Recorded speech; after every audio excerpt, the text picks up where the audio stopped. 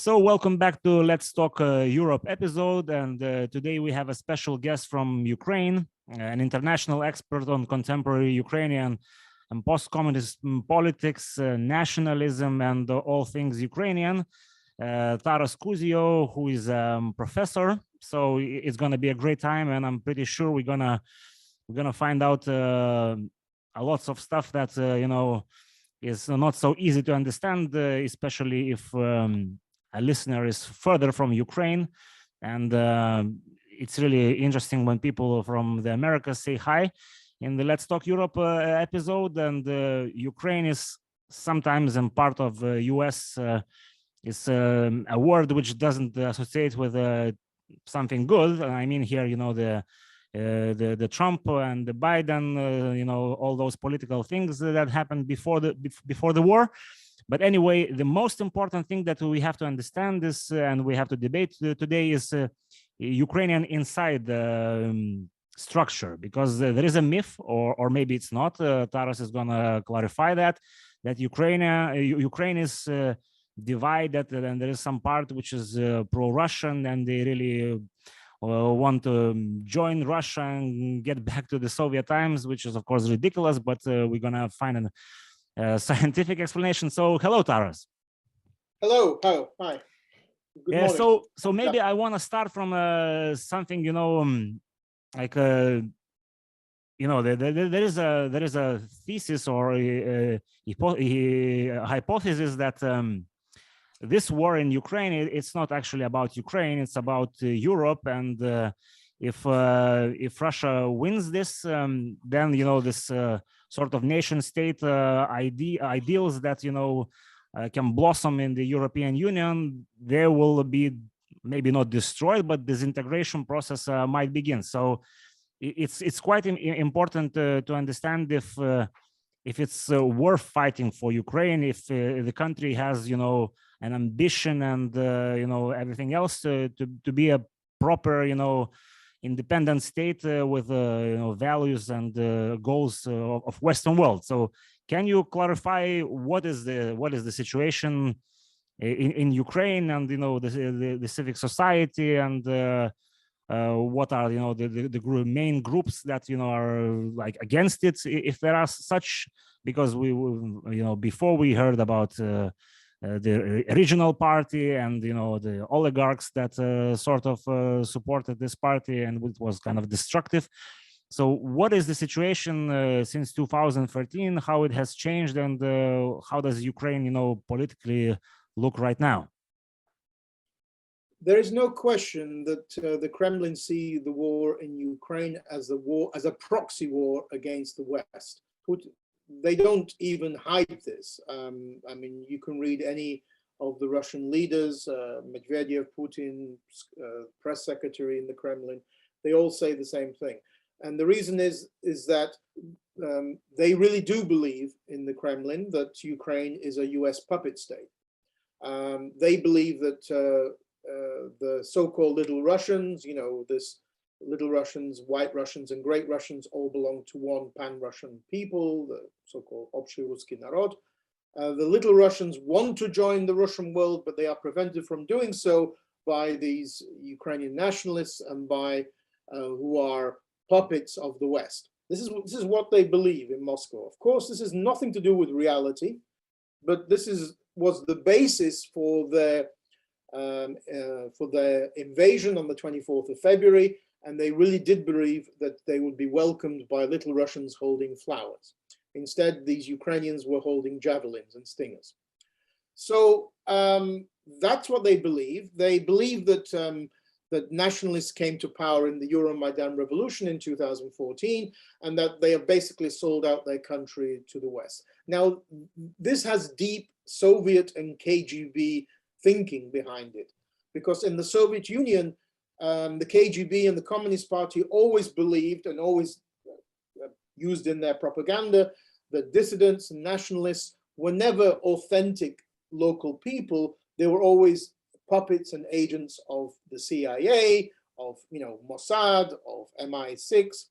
So this is a continuation of this same kind of thinking, and this legislation in Russia that If you're a think tank or an NGO or an independent media outlet, then you have to declare yourself to be a foreign agent.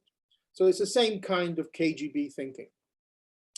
And it is, I think, true, and I think this viewpoint is quite widespread in the West now, that if Ukraine is defeated, then what do you have? You have a second Belarus on the EU and NATO border, a second Belarus which is 4 to 5 times bigger in population than Lukashenko's Belarus, which means 4 to 5 times more problems. And Putin will not stop. Putin's a bully. He will only stop if he is stopped militarily. I think that viewpoint is now finally accepted. It's taken too long for the West to reach this viewpoint. You know, why did it have to wait so long? If any of your people who are watching this were to find on the internet Putin's speech in February 2007, so 15 years ago, he gave a speech to the Munich Security Conference where he said the West and Russia are basically at war. He already said it then, but the West kept ignoring this. And Russia kept attacking the West, you know, with cyber warfare, with assassinations, with interference in elections, like in the US in 2016, interference in referendums, like in Britain, in Scotland, in Catalonia, in Spain. So Russia was acting as though it was at war. The West was saying, no, no, no, no, we're not at war. We want to continue doing business. We want to kind of normalize relations.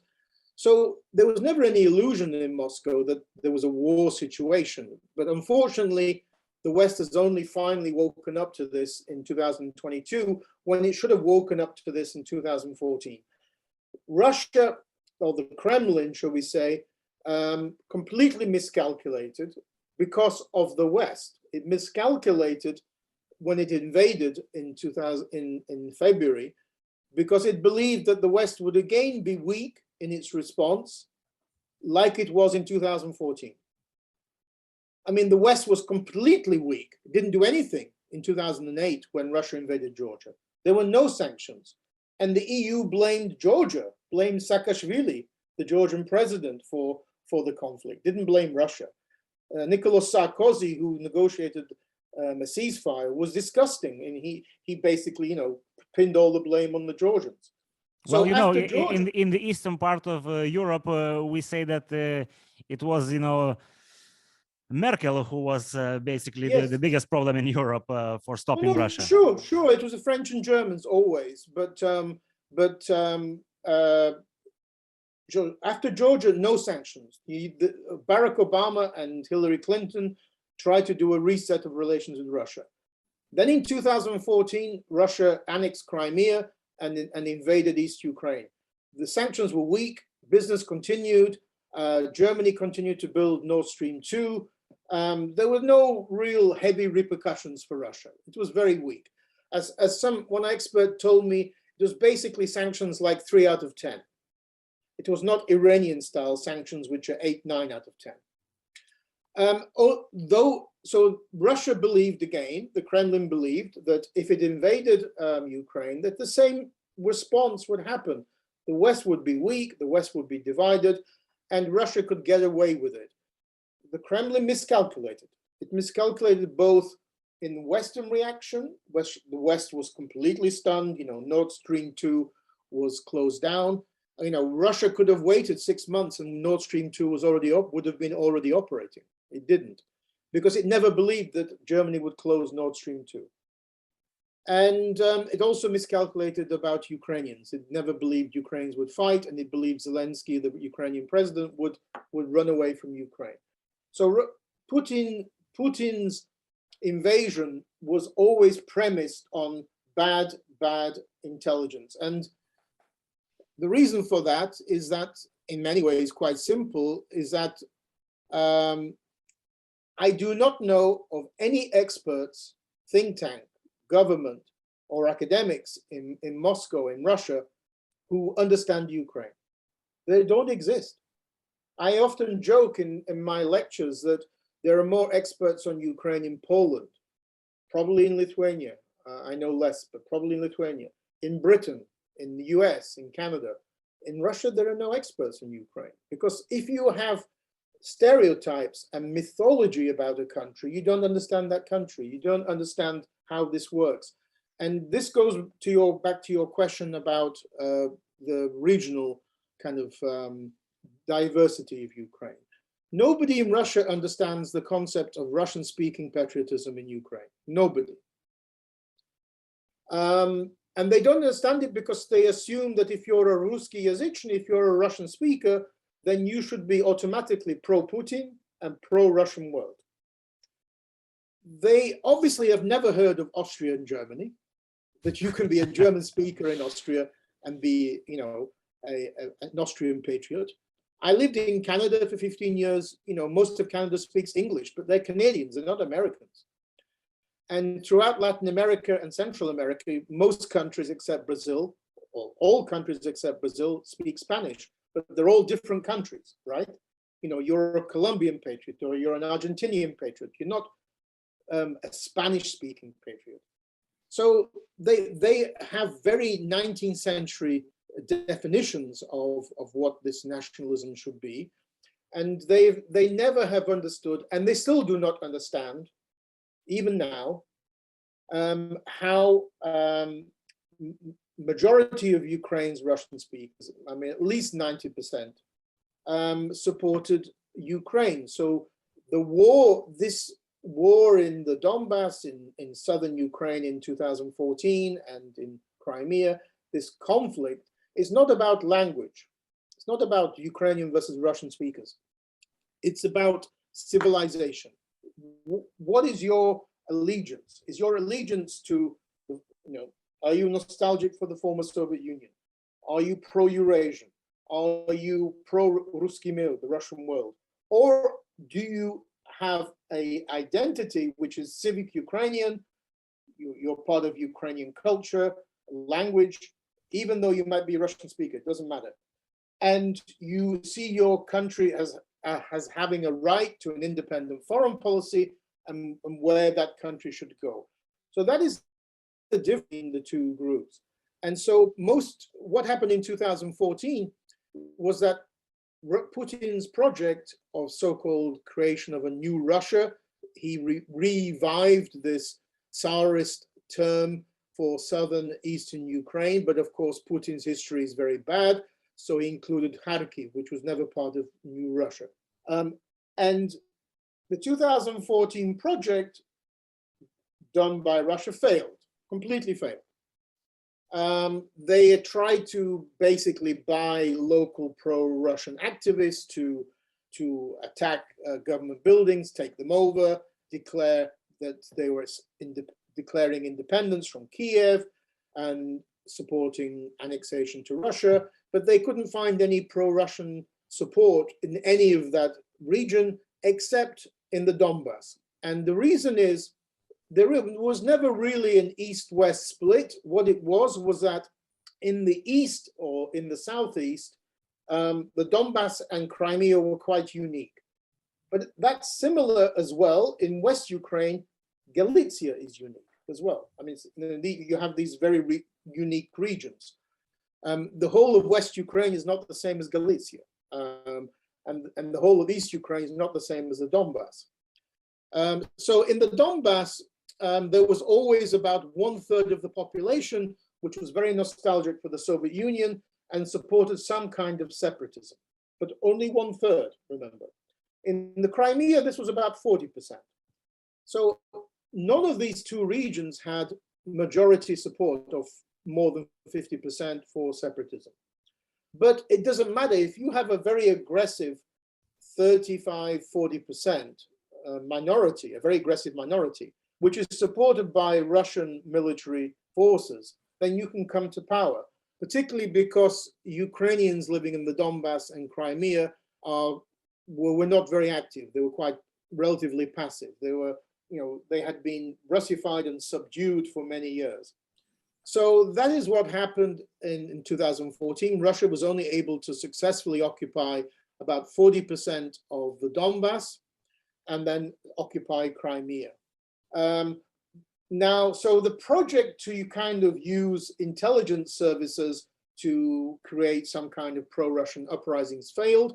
So Russia had to resort to full-scale invasion. Taras, here I want to ask a clarification, right. because there is one more hypothesis that I even heard from a few Ukrainians who are journalists, that basically this understanding of Ukraine is generational, that people that are born after 90s, well, they have learned at schools proper history, I mean actual history, and they have, you know, understanding what is Ukrainian culture, what was it, you know, through the centuries, and people who are, well, born before the 90s, and I'm talking, you know, way before the 90s, they have, you know, been fed and bred, you know, this Soviet style propaganda, and they have this, well, nostalgia or delusion, I'm not sure how to call, but you know, they have an approach that Ukraine is part of, you know, this Soviet project. How do you see it as a historian? I kind of disagree with that. The problem with this kind of approach is that for the last 30 years, I keep hearing that the younger generation is more democratic, more liberal, more this. In Russia, for example, the younger generation is actually very nationalistic and very pro-Stalin. They have supported the revival and rehabilitation of Stalin. So we have to be careful about this generation. Yes, it's true, of course, that the generations born from, I would say, from the late second half of the 80s onwards, they've gone to Ukrainian schools, they've been taught Ukrainian history, and they've experienced different things. So they've traveled to Europe. They don't have, their heads are not as zombified as people who lived in the Soviet Union. But we have to be cautious because, for example, if we're talking about generations, in West Ukraine, the older generation was never pro-Soviet. The older generation in West Ukraine joined the nationalist partisans and fought against the Soviet Union until the early 1950s. So, you know, the two biggest anti-Soviet partisan movements were Lithuanians and Ukrainians. But Taras, here I'm talking about the ones that are born between 60s and 80s, let's put it roughly, that they are proper, you know, Soviet people. Yeah, I think that we have to be cautious. It's a very mixed picture. The greatest amount of nostalgia for the Soviet Union in Ukraine was always, yes, it was about amongst pensioners, the older generation, particularly in East Ukraine. But the only place in Ukraine where local people had, they even said we think we are Soviet by nationality, was in Crimea and Donbass. That was the only two places. And that expression of nostalgia for the Soviet Union was then reflected in support for separatism. So amongst that 35% in the Donbass and 40% in Crimea who supported separatism, I'm sure most of those people were nostalgic for the Soviet Union and they were older generation people. But I saw, you know, I'm looking at opinion polls since the invasion. One of the major differences between Russia and Ukraine is that in Russia, nostalgia for the Soviet Union keeps growing higher and higher and higher. In Ukraine, it keeps collapsing. So the latest opinion poll now is that only 11% of Ukrainians have nostalgia for the Soviet Union, which is very low. And I'm sure, you know, 95% of those are over 65, 70 years old. And this was the problem of going back to your question about pro-Russian parties. Well, your party of regions was this political machine, but it disintegrated in 2014 because of the murders of protesters on the Euromaidan. The successor party was the opposition bloc and then the opposition platform. But these two parties were very small, and their voters were mainly pensioners in East Ukraine. Now, pensioners never use social media. Pensioners tend to get their information from television most of the time. and they're not active. They don't join civil society groups. So the problem that these pro-Russian parties had was that their voters were very passive. They were not very active. Now, and the other interesting factor here is that 2014, because of Russia occupying Ukrainian territory in the Donbass and in Crimea, 16% of Ukrainian voters were outside of Ukraine. And these voters were precisely those pro-Russian voters from earlier elections. So Russian military action actually helped to reduce the impact or the influence of pro-Russian voters. And so these successor parties, opposition bloc, opposition platform to the party regions, could never win a parliamentary election, and they could never win a presidential election. So what changed in 2014 was that presidential elections were no longer in the second round a contest between I have to stop. Yeah, no problem.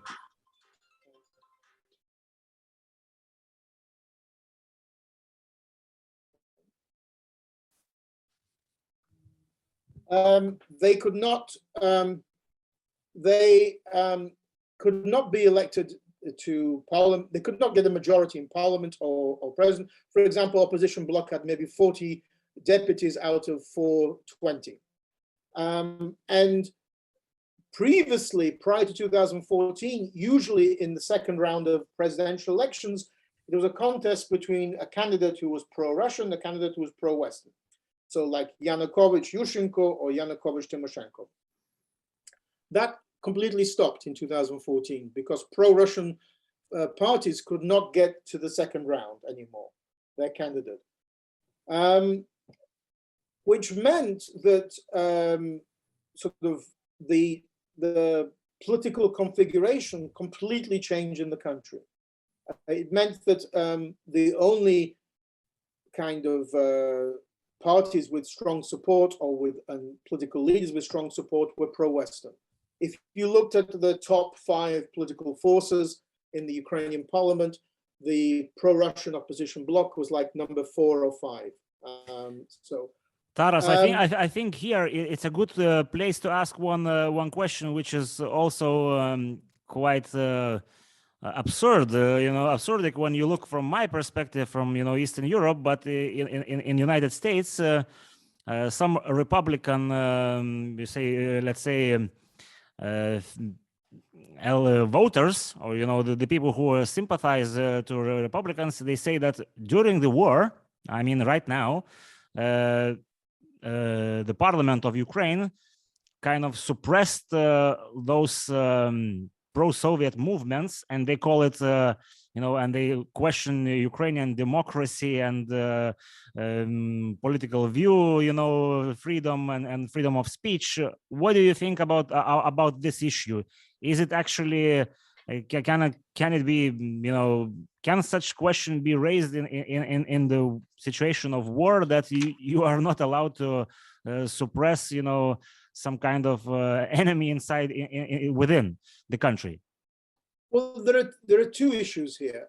After 2014, the Communist Party of Ukraine was de facto banned, and it was banned because it refused to remove its Soviet communist symbols.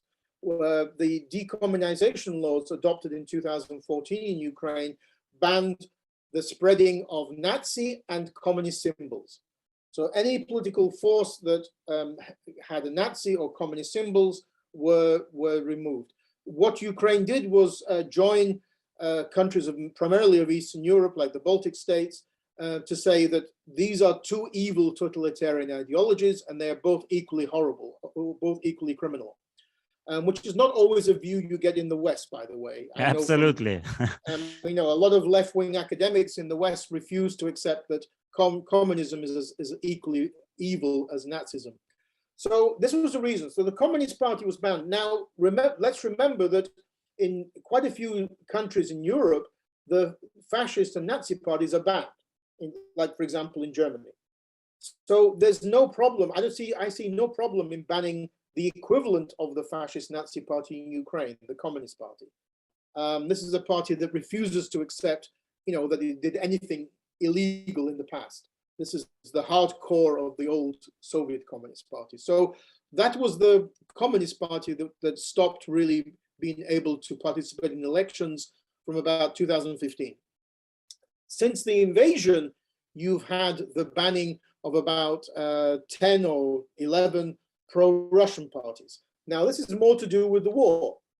And this is to do with the fact that many of its members in the regions became collaborators with Russian occupation forces. Now, it's simply ridiculous to believe that in any democracy that these parties would be allowed to exist in a war situation. Americans and others have very short memories, because in World War II, United States interned over 100,000 Japanese citizens of America because they were at war with Japan. They put in concentration camps in the United States. In Canada, they put the same number of Ukrainians in World War I in concentration camps, because Canada was at war with Austria-Hungary. So in a war situation, everything changes. These political parties are their own fault. Many of their members are collaborating. When I was in Kiev in early May, I interviewed the former leader of the opposition platform, Yuri Boyko. And he's from Luhansk originally. He actually showed me a photograph of his apartment in Luhansk, which had been destroyed by Russian forces. And I asked him, are there any pro-Russian forces left in Ukraine? He said, no, Russia has destroyed them. So when the invasion happened, this is his view, when the invasion happened, pro-Russian groups like his had to choose, are you with Ukraine or are we with Russia? And he is a supporter of Ukraine. So, and there are many examples of this. The head of the Kryvyi Rih, which is very close to Russian-occupied Zaporizhia, Kryvyi Rih region is a guy called Alexander Vilkul, who is a former leading member of the opposition bloc. He is now a Ukrainian patriot, so I have no problem with him. If he's fighting for Ukraine, sure. But there are others who are collaborators. So that's the reason these parties are banned, and they would be banned in any other country in Europe or United States in a war situation. It's purely because of this. And so I don't think that's necessarily a good argument. But just a quick sort of important for your members to understand what happened after 2014, which I wrote about that you said you read, that the Ukrainian so-called Southeast, this Russian-speaking Southeast, completely disintegrated after 2014. So scholars from like Kharkiv and places like this said that basically the East no longer exists, a unified East. And this is 8 regions of the South and East. What you had was about, I would say you could talk about it divided into like 3 groups. The largest was four regions, particularly Kherson, Dnipropetrovsk, Mykolaiv, Zaporizhia, which became totally pro-Ukrainian, and kind of their identity became Central Ukrainian.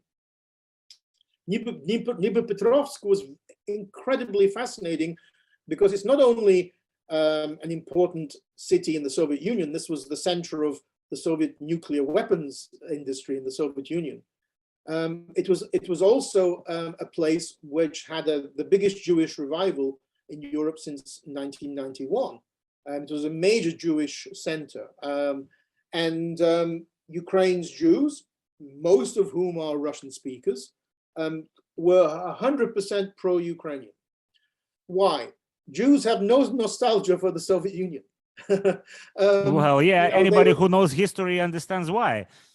Yeah, because their culture was repressed, their religion was destroyed, and their culture and religion has been supported in its revival in a free Ukraine. So for those 4 regions, the other next 2 regions would be Kharkiv and Odessa, which were less kind of, I would say, didn't move as much in terms of their identity, but still changed. And then you had Donbass, the 2 regions of Donbass, Donetsk, Luhansk.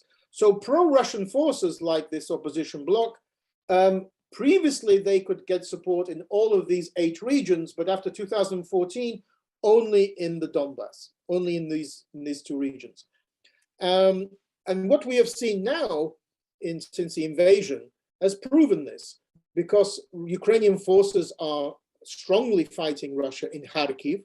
Kharkiv is 40 kilometers from the Russian border, and yet Ukrainian troops and local territorial defense force from Kharkiv are fighting Russia very good there. But Taras, I want to ask you one more thing right here, because in this book that you mentioned to me before our interview, and I'll put the link into the description. Anybody can read it. It's a great material, lots of data. But there's one thing that caught my attention, and I want to clarify on that. There was a report which is mentioned in your article about the vulnerability to Russian propaganda. And well, the sad story is that Kherson has been mentioned as the one with the lowest level of vulnerability. And we know what happened to Kherson region in this latest episode of war since February 24. What is the case with Kherson? Traitors, collaborators, what happened there? Because it had to be some kind of a bastion of, a very pro-Ukrainian force, and it fell. Yeah, good question, because Kherson, in this southeast region, Kherson was the most pro-Ukrainian in many ways, because it was a largely agricultural region. It kind of extends. Northern Crimea is similar to Kherson. It's basically steppe land, agricultural, small towns, and on the whole, Ukrainian speaking.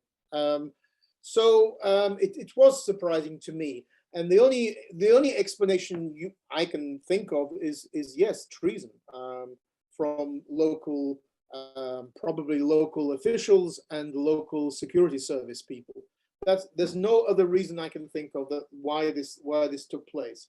And the fault for this can be blamed on, I think, President Zelensky. I mean, he is the one who installs the leader of the Ukrainian security service and the regional leaders of Ukrainian security service. I'm not a military expert, but I know that the 2 areas where Ukraine failed in the beginning of the invasion was to stop Russian troops coming from Crimea when it was obvious that they were going to do this, and to stop Russian troops coming from Belarus to Kiev.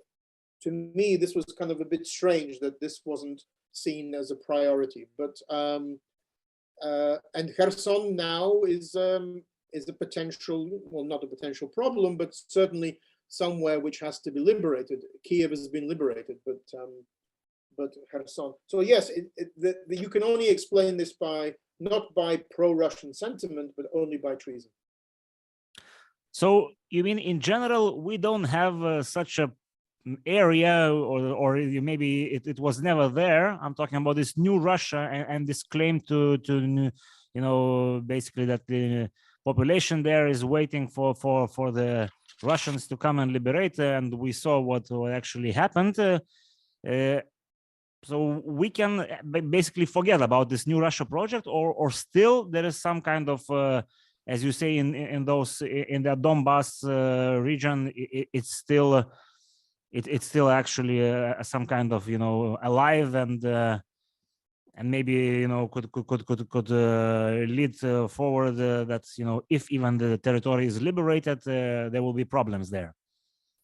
No, the new Russia so-called project has 2 components. One component is this Russian imperial nationalist kind of rhetoric and discourse, which has been revived by Putin in 2014, that this region of Ukraine was wrongly included by Lenin, the first Soviet leader, inside Ukraine. This was, as Putin calls it, ancient Russian land, and it should never have been part of Ukraine. So this is the argument that Putin's been making for the last 8 years, which has been ignored by the West wrongly. So that's the kind of ideological argument. The other argument is more important in some ways, and that is to ensure that Russia controls southern Ukraine to prevent Ukraine from having access to the Black Sea, because then that destroys the Ukrainian economy. And so that's more strategic and geopolitical, I think, argument is in some ways more important than the ideological. But of course, Putin uses both. The problem that Putin's had is that his invasion has not been very successful. He's only captured one oblast, one regional center, Kherson, nowhere else has he captured. Because Donetsk and Luhansk were already controlled by Russia prior to the invasion. So it's not a great success story. And we will see what happens in Kherson. Of course, Ukraine is planning some kind of offensive. Unfortunate for Russia is that Kherson is on the, it is called the right bank of the Dnipro River. So if you look at it on the map, it's on the left side of the Dnipro River, which makes it more difficult to protect on the part of Russia. And so it's going to be, I think Ukrainians will liberate Kherson. And this is why Ukraine is preparing now, doing this by destroying about 15 Russian ammunition dumps, by destroying 4 Russian train convoys with ammunition, and damaging 3 bridges that go from the right side of Dnipro River to the city of Kherson. So the troops in Kherson now are isolated, Russian troops. And the reason why the airfield was attacked yesterday in Crimea, there's no question it was either what we don't know, was it a Ukrainian Neptune missile, or was it one of these long distance missiles just given by the United States a few weeks ago? Because the United States was very cautious about giving Ukraine these long distance missiles because it didn't want Ukraine to fire them into Russia. But the United States is okay with Ukraine firing them into Crimea because Crimea is internationally recognized as Ukrainian territory.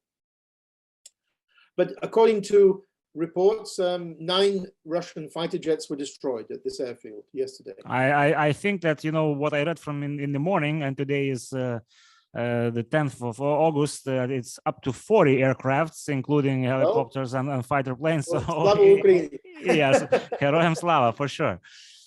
And the reason why this was attacked is, again, not so complicated. It's because if Ukraine launched an offensive on Kherson, Russia would have been sending airplanes from Crimea to support its troops. So Russia cannot do that anymore. I mean, there are still 4 more. There are 5 military airfields in Crimea, and of course the Kerch Bridge as well, which are strategic targets. This kind of military attacks can only be undertaken with the support of Western countries. Western intelligence is very important in this, and the New York Times has written about this and elsewhere. So this kind of activity is a joint, but of course secret operation conducted by Ukraine with the help of its Western partners. So Taras, just to get back to this, state, so-called state problem in Ukraine. So as you explained, the regions and this new Russia project is actually not a project anymore. Are there any other, I don't know, civil problems between the regions and or the minorities that are living there? Because, for example, maybe American listeners don't even know about this. Hungary President Viktor Orban has complained that the Hungarian minority living in Ukraine is in danger, and there are other ethnic minorities, but like in general, what is the situation? What kind of statehood, let's say, status is at the moment, and what is the glue that is keeping this country, as an independent nation state, which is willing to join the international and European institutions? Well, I always grew up as an anti-communist, but we should recognize that a kind of combined identity was also developed even in the Soviet Union. The fact that you had all these people living inside Ukraine's borders, inside the Soviet Union, did create an identity, an attachment to this territory and to these borders. What your viewers probably don't know is that Ukraine was a founding member of the United Nations. In 1945, Stalin demanded 3 seats at the United Nations for USSR, which is of course for Russia, for Ukraine and Belarus. So USSR had 3 seats, and one of them was Ukraine. Ukraine had a small foreign policy elite. So in 1991, Ukraine didn't come with nothing. There was already some kind of combined identity. What you've seen in the last 30 years or since the late 1980s is the spreading of, I would say, a Ukrainian identity from West Ukraine to Central Ukraine and then to East Ukraine. It spread to Central Ukraine in the Orange Revolution of 2004, when Yushchenko won the elections with the support of Central and Western Ukraine. And then in the Euromaidan Revolution in 2014, and since with Russian military aggression, it spread to the East and South. So I don't see a problem with national integration. I mean, what's happening with the invasion is that that national integration has gone completely sky high, rocket high, because something like 6 million, about 12 million Ukrainians were dislocated, and 5 million went abroad as refugees, and about 6 million stayed in Ukraine as IDPs, internally displaced people. Most of those IDPs went to West Ukraine. So this is a great opportunity for East Ukrainians and West Ukrainians to mingle together. Now, this already began in 2014. Like you find Crimean Tatars in Lviv, for example. But this is now even more the case. Many businesses from IT businesses from Kharkiv and elsewhere and Mariupol moved to Lviv, moved to Transcarpathia. So that national integration is not, I think it was always exaggerated, but now it's simply a non-issue. And when you look at opinion polls today, there is simply no difference between the views of East Ukraine and West Ukrainians. For the first time ever now, a large majority of East Ukrainians support NATO membership. Thank you, Vladimir Putin. 89% of Ukrainians, which means also East Ukrainians, believe Russia is committing genocide in Ukraine. What this has done is led to a shift towards people saying that they are ethnic Ukrainian. So this was already seen before in various surveys done before the invasion, but now it's confirmed even more that 92% of the population of Ukraine say they are ethnic Ukrainian.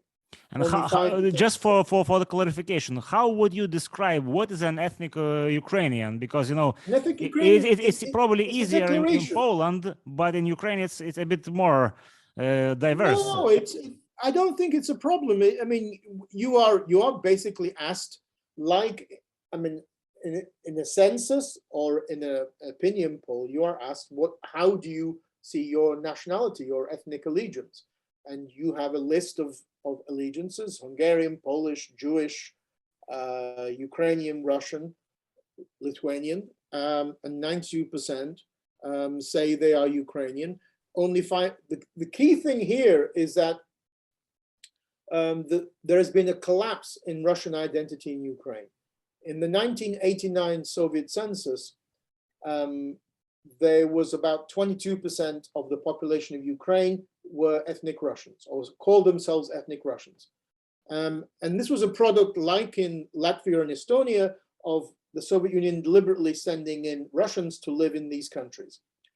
And Ukraine has only held one census in 2001. This figure went from 22 to 17%. Now it's 5%. You always had in East Ukraine quite a large group of people who were kind of saw themselves, they didn't want to make a choice. They were they wanted to say they were both Russian Ukrainian because they had, for example, mixed parents. That's completely changed in the last 8 years, and especially since the invasion.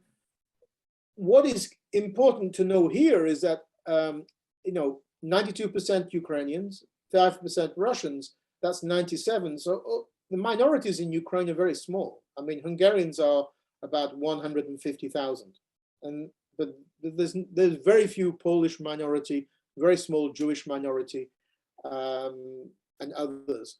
So 92%. Do you know what this is? This makes Ukraine the fourth largest country in Europe with national homogeneity. Only 3 other countries in Europe have a higher figure for the titular nation in their population. I think it's the Czech Republic, maybe Italy, and Poland. Every other country is lower than Ukraine. So Ukraine has a very high proportion of people. Now, of course, when you say you're ethnic Ukrainian, you can be a Ukrainian speaker, you can be a Russian speaker, but most of those are probably bilingual speakers. So they can use both, or if they have to, but they certainly know both languages. What we've seen since the invasion is a switch to Ukrainian even more than before, because now the Russian language is viewed as a language of the invasion. Well, we heard that even in Kharkiv, which you mentioned, and you mentioned, the sympathy that was before, they speak Ukrainian right now. It's gone. Now, just on your question of where Ukraine would like to join, Ukraine has been wanting to join the NATO and the EU for a long time.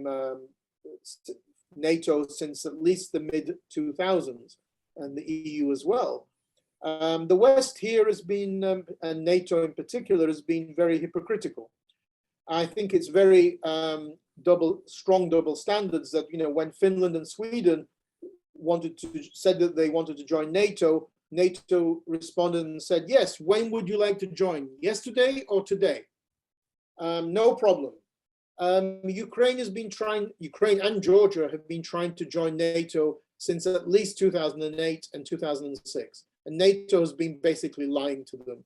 Well, the main argument since 2014 or 14, let's put it, was the territorial disputes with Russia, and it's not allowed for a NATO country. How do you? Yes, but there was no territorial dispute prior to 2014. In 2008, NATO turned down Georgia and Ukraine's request for membership. They said, yes, in the future you will get a membership action plan, but gave no date. And on the territorial question, we have to be very cautious. When Germany joined NATO in the early 1950s, Germany was a country where it was divided. Half of Germany was occupied by the Soviet Union, and yet Western Germany was allowed to join NATO. Eastern Germany was an occupied territory. So that didn't stop West Germany joining NATO. And also Cyprus was allowed to join the European Union, but Northern Cyprus is occupied by Turkey. So, absolutely. I think that the West has not been very honest to Ukraine, or NATO has not been very honest to Ukraine about this membership question. And even though today Ukraine is fighting NATO's war against Russia. Because so Taras, I want here some clarification. So the next country will be the Baltic states. Absolutely. So we'll get back to this, but why you said that in Russia there are no Ukrainian experts. So what is the problem with the West? The Western Europe, with the United States and the experts of Ukraine. Why don't they see Ukraine as independent country who wants to join and has the capability and the willingness. And we saw the Euromaidan, you know, and the people with the flags. What is the key issue here? I heard one interesting explanation from, well, let's call him your colleague, Timothy Snyder, who said that Europe does not expand into the land, you know, that was the first round of Stalinism, basically, you know, the who became, you know, occupied from the 1922, not after the Second World War. Why do you see, in your opinion, is this problem? This is a very big subject. I mean, I think that there are a number of factors here. Firstly, in the West, I wouldn't say it's the same. I mean, there are many good experts in the West writing on Ukraine, politically, especially in the field of political science. I think in the field of history, it's more complicated. The most academic centers in Western countries which deal with the former communist world, they now call things like Center for Russian Eurasian Studies or Center for Eastern European and Russian Studies, things like this. These are usually centers where they are controlled, or the guys in charge are usually experts on Russia. So they are the largest group. You know, there are far more experts in the West on Russia than there are on Poland and on Ukraine, for example. And because they control these centers, then they have a lot of influence on what kind of subjects are being taught. And also, they also have a lot of influence on academic journals because they act as referees for articles submitted. And I've experienced this. So I think that's one problem. Another thing which I would say is that many of them are quite lazy. I call this academic Orientalism. They still now refuse to use Ukrainian sources. So when they're writing about Ukraine, they only use Russian sources. I mean, sources from Russia, not which is ridiculous in terms of, you know. Yes, of course it's ridiculous, especially because you're being completely lazy, because you can be sitting anywhere in the world and you can access Ukrainian sources as easy as Russian sources. And there are Russian language publications, and President Zelensky's website is in English, Russian, and Ukrainian. So there's no excuse, but people are lazy. You know, they're used to using only those sources. And this field of studies is also very, very unusual in that if you're a Russianist, if you are an expert on Russia, then you believe, for some reason, that you are also an expert on Ukraine. You're also an expert on the Baltic states. You're also an expert on Central Asia, which is ridiculous because you are not. You know, because they think still in Soviet categories, that if I'm a Russian expert, you know, I'm an expert on the entire former Soviet Union. For example, if I was an expert on Brazil, that does not make me an expert on Latin America. But they think it is. They think they are. And usually, therefore, the problem is that for media interviews or for podcasts, often these Russian experts are invited to comment about, you know, the uprising in Kazakhstan or the Ukrainian war, not Ukrainian experts. So this has meant that they got it completely wrong in 2014, these Western experts, and they got it completely wrong now with the invasion. It wasn't just the Kremlin that got the invasion wrong, it was Western experts on Russia, because they also believed, like the Kremlin, that Ukraine would be defeated in 2 days, 3 days. They also believed that, you know, Ukraine is a kind of, not a fake country, like Russia says, but a kind of a very regionally divided country. The East would never fight for Ukraine, would support Russia, and that Ukraine would be quickly defeated because this mighty Russian army would easily conquer Ukraine. They were completely wrong. Why were they wrong? Because they know nothing about Ukraine. They claim they do, but they don't read Ukrainian publications.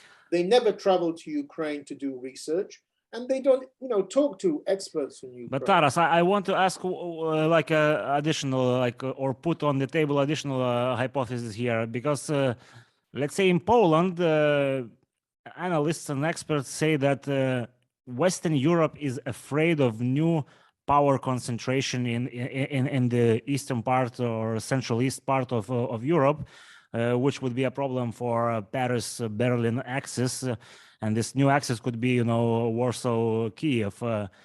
Is that a factor, in all this laziness and double standards, as you said, of promises to Ukraine? I don't think so. I think that's becoming a bit too conspiracy theory. I think the problems are just this deep. This kind of domination by Russian experts, and I say particularly in the field of history, because Western historians of Russia just basically use imperial Russian narratives to attach Ukraine as a kind of subsidiary to Russian history. Now, of course, there is competition to these kind of ideas from Western centers on Ukraine, like the Harvard Ukrainian Research Institute or the Canadian Institute of Ukrainian Studies. There is alternatives. Sergei Plokhy at the Harvard Ukrainian Institute is very active in publishing books, and his history of Ukraine has been spread quite widely. So I don't think it's so much that. You have a mixture of this very deep tradition of Russophiles, particularly in Germany. Germany, you can't find hardly any Ukrainian experts. It's all completely dominated by Russian experts in Germany. Similarly in France as well, very few. So I think it's partly this old-style Russophilism in academia, and also you have, and I wrote about this in 2014, you have also a lot of useful idiots. You have these, particularly on the extreme left in the West, and you have a lot of academics who are on the extreme left, who basically just use Kremlin propaganda. They just repeat it in their publications. In Britain, you have Richard Sakwa, who does this. He's very close to the former leader of the British Labour Party, Jeremy Corbyn, so the same kind of... yes, we heard Corbyn's, thoughts about Ukraine just a week ago, well, not only his. Richard Sakwa is the academic equivalent of this. So, America is bad, Russia is better. You have that. In America, you have Stephen Cohen, very famous historian of Russia, who also just repeated Kremlin propaganda. So you have, it's a mixture of things. And for those kind of useful idiots, extreme left-wing useful idiots, they always blamed the West for the crisis in 2014. It was NATO's fault. It was never Russia's fault. Russia was pushed, Russia was forced to react, as it were. Now they are just, they just propagate Russian disinformation and Russian propaganda about Ukraine and about so for example, they would call the war in Ukraine a civil war, which is completely wrong. There was never a civil war in Ukraine. This was a Russian military aggression. But now, since the invasion, these useful idiots have been very quiet. Because what can they say now? I mean, Russia is committing genocide. I mean, this is now an accepted view.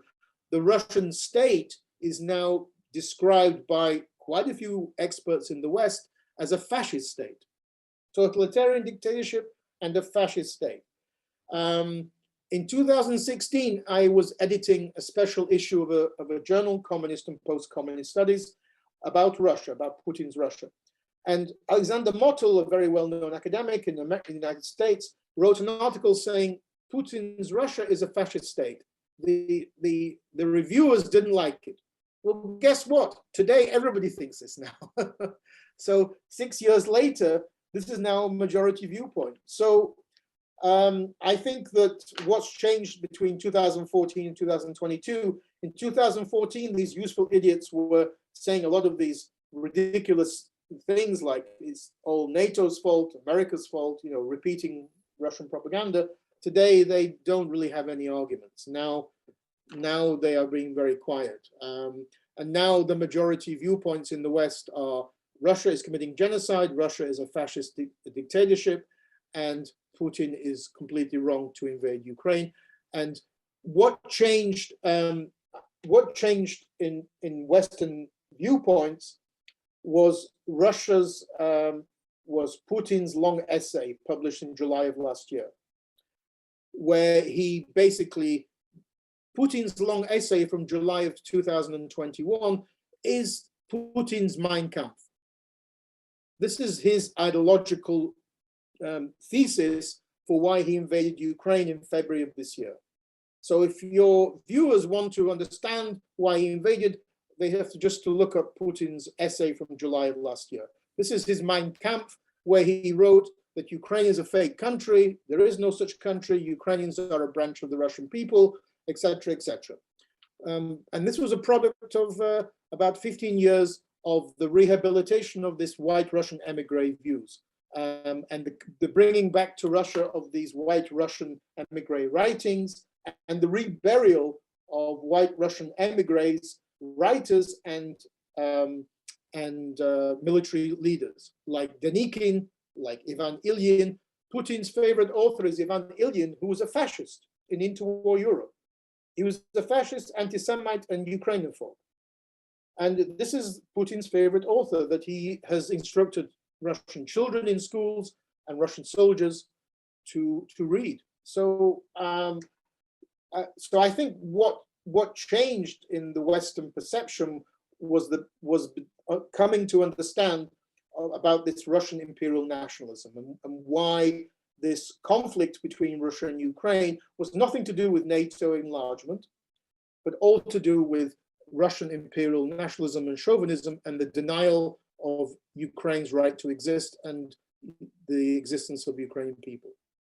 So Taras, I want to because I see that we are taking quite a lot of time, and it might be over what I asked you. So I want to kind of summarize this and ask you a very important question, because the winter is coming, and obviously it's gonna be a lot of political pressure on Europe, on you mentioned Germany, and the rest in terms of kind of sit down, do some kind of Minsk-free agreement, sacrifice Ukrainian territory, or something else. But like Ukraine as a buffer state for Europe, how what kind of danger would be leaving this conflict at such stage? Like you mentioned that Putin is a bully and you have to knock him down, knock his teeth out the only way he understands. But like in more historian,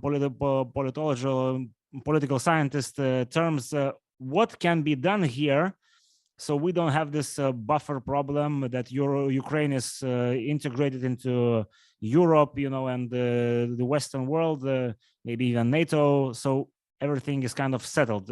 What is your view here?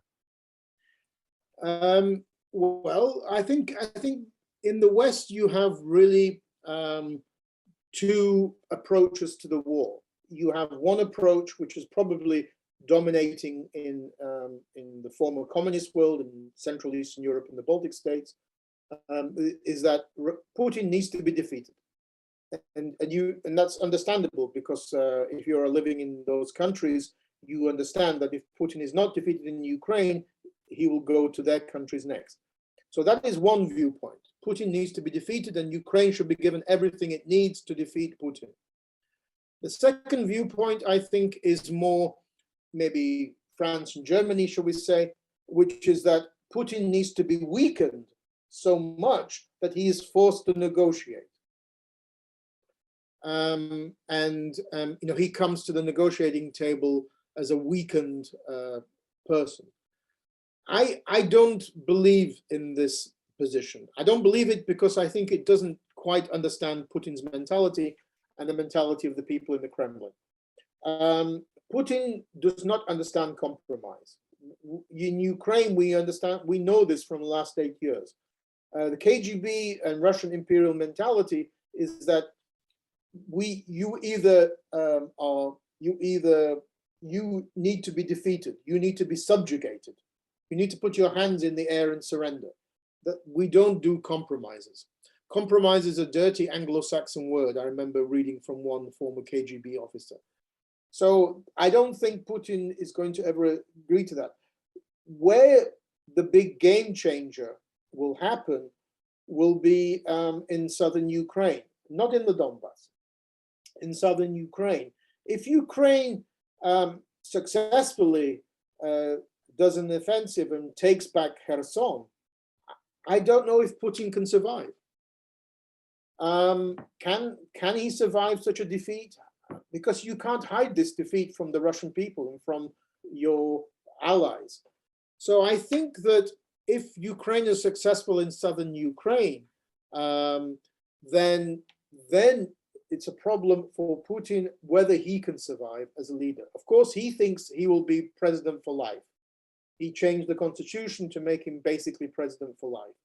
But I'm not sure that's going to be possible if Russia is very badly defeated in the south. Because if Kherson is retaken, then Putin's entire strategy for so-called New Russia begins to disintegrate. So I think we will see. Of course, there is a time, the two time constraints are both winter, which is from, say, November, and also Russian threats to hold referendums on annexation of these territories. And so there is a time pressure. But the West so far is being willing to give weapons, including even Germany. I've seen videos of German weapons being used in the Donbass. As a Russian TV commentator said, this is the first time since World War II. But I think the other area that is, we have to see what happens is the Ukrainian economy, because Ukraine needs financial support to keep its economy going during this war situation. So it's not just a question of military support, it's also economic financial support. But regarding this support, like, we know that in the States, there's going to be a change in political seating, would that, how do you think, is it possible that something is going to change in the States regarding the, finances to Ukraine? We simply don't know, because for all we know, by 2024, Donald Trump could be in jail. We simply don't know. So we don't know to what degree the Republican Party, who will be the candidate, who will win. I think that, I personally think from current evidence that there is quite a strong anti-Putin sentiments throughout Washington. I mean, the U.S. Senate, which has a large number of Republican senators. Well, it's 50-50, something like that at the moment. Yeah, it's about half and half.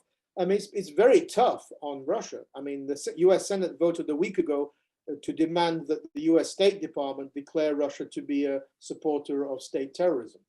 So I think it should be okay. We know always that the problem countries are always going to be, I think, more France and Germany. Scholz is a very weak leader, and Merkel has gone. In France, Macron is the only really pro-European or pro-Ukrainian leader in France, because the other political leaders in France tend to be pro-Russian. So in some ways, France is the most complicated, because there are more pro-Russianists on the left and on the center-right and the far right. Whereas in Germany, it's more difficult. I mean, the biggest anti-Putin party in Germany are the Greens, ironically. Yeah, very strange, because there is a joke that it's like a watermelon. When you slice it, the greens, you find reds inside. So, well, they for them it's more a question of human rights. I think it's the whole issue of human rights, that human rights should be a priority over economics and money making. So they are kind of quite idealistic left-wingers in that sense. Whereas the Social Democrats are kind of are economic prostitutes. They have sold themselves out to business, big business, like Schroeder, for example. So I think it's different. So I think that Winter will be very difficult for Ukrainian civilians. I think they will get support, but quite a few civilians in Ukraine have their properties been destroyed. But the biggest problem for the winter will be Russian soldiers. I mean, their logistic problems have been a problem since the beginning of the invasion. And those Russian soldiers are going to freeze during winter. They are going to freeze. And the problem that they have is that if they are so cold, at night, they keep their trucks running, their engines running. What this means is that they become easy targets for drones. Absolutely, absolutely. So we heard that there is a problem with the Russian tanks, for example, that the German tanks, they have a separate, smaller, engine to keep the heating, but in Russian tanks, you have to keep the main engine, just to keep the heating on, or air conditioning. So in Russian tanks, you just have to wave your arms about all the time. So you are quite optimistic, as I understand, and you think that the unity of Western world will sort the things out. I think for this year, we can't say what happens next year, but for this year, I still think that the majority of people in Western governments and in NATO and the EU have come to believe that this crisis is existential for the West, that we cannot allow Ukraine to be defeated. So I think, if there are three scenarios, Ukraine defeated, Russia just very weakened, or Russia defeated, then the West only is looking at the last two, not Ukraine defeated, but Putin very weakened and Russia defeated. Those are the only two scenarios the West is thinking about. But don't you think that this scenario scares Germany and France of Putin defeated? Because we hear, that the nuclear weapons would be out of control, sure, and but what is in control now? I mean, it's quite. Well, I mean, and we don't know if the whole Russian military is in such a bad condition, and what condition is the nuclear weapons in? We simply don't know. I mean, Putin likes to keep using the threat of nuclear weapons all the time. But so we don't know at what level he will become this. But I think that let's be cynical here a bit as well, because there must be many people in the United States and NATO who are very happy to see Russia's military being destroyed in such a way. I mean, there's nearly 1,000 Russian officers have been killed. 80,000 troops, 1,000 officers. I mean, most of Russia's tanks, or 70% or so, have been very severe. 60-70% have been destroyed. The Black Sea Fleet has been attacked. For NATO, there must be people who cannot say publicly this, but privately they must be saying, this is great. Because the more Ukraine destroys the Russian forces, the less chance they will ever try to do something with NATO. So you don't think that the US is looking at this and thinking, if the Russia collapses, then China enlarges its territory or gets resources, and we'll have a bigger problem in China? So you think there could be a Chinese-Polish border, right? Like we joke. Yeah, that's a good joke. Yeah, one of the things that's come out of this invasion is that Russia is now the younger brother of the Chinese. So we've gone back to the 14th century where Muscovy was a younger brother of the Mongols. The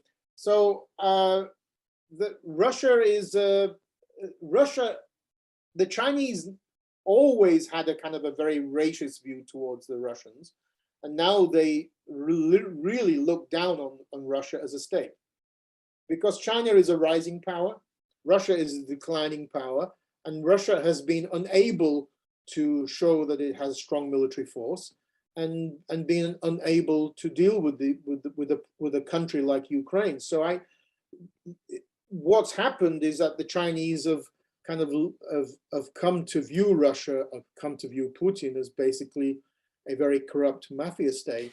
But Taras, is that really good for, let's say, United States of America? Because for them, a weak Russia, but still Russia, might be a less problem, compared to enlarged and China, which has more resources, and land and and so on? Well, I don't think the West has a choice. I mean, the West didn't start this war. I mean, but so if the end result is a weakened Russia or a Russia without Putin, then maybe that's better. I mean, the optimistic scenario would be that Putin is removed, because remember, there is no honor amongst thieves. So all of these guys around Putin are crooks, and they don't have a loyalty to Putin. It's loyalty to this corruption. They're all involved together.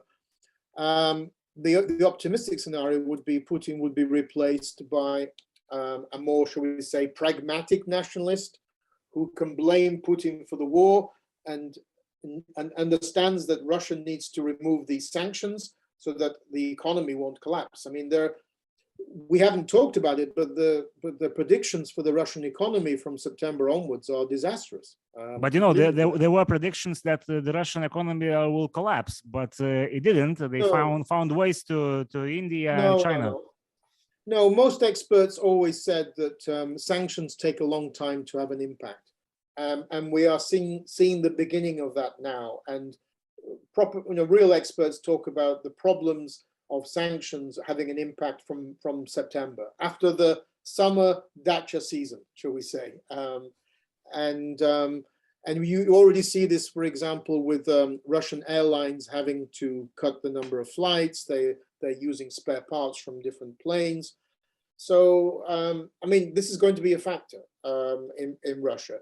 And there will be one of the biggest areas will be the whole question of energy.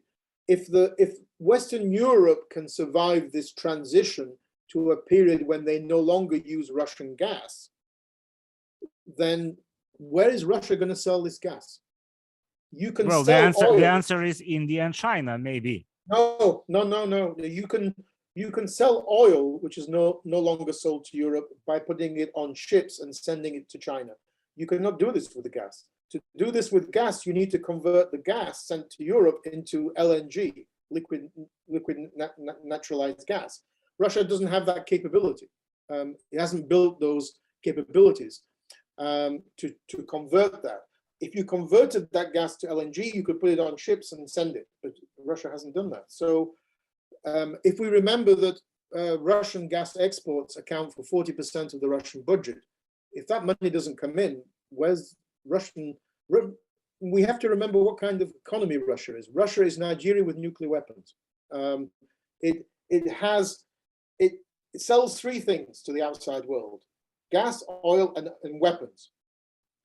It's going to lose its gas sales to Europe. It's already lost oil sales by the end of this year. And weapons, nobody wants to buy Russian weapons anymore. They have proven to be useless in Ukraine. Philippines and India have already cancelled weapons contracts. The biggest beneficiary of this war is going to be Turkey. They're going to be selling drones everywhere. Yeah, the Bayraktar for sure came yes. as a word which Who wants Russian weapons now? Who wants Russian weapons? They are shit. They're really crap weapons. I think Putin, as always, has scored a home goal, and he scored a goal in his own net. This is going to be disastrous for the Russian economy and for the Russian people, of course. But then they should rebel against Putin.